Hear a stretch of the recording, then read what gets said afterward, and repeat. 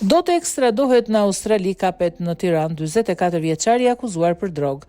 Policia në Tiranë ka arrestuar një 44 vjeçar i cili rezultoni shpallur në kërkim ndërkombëtar nga autoritetet australiane. Në kuadër të operacionit të koduar Kontinenti u ndalua Korab Halilaj, i cili akuzohet për veprimtari kriminale në fushën e narkotikëve.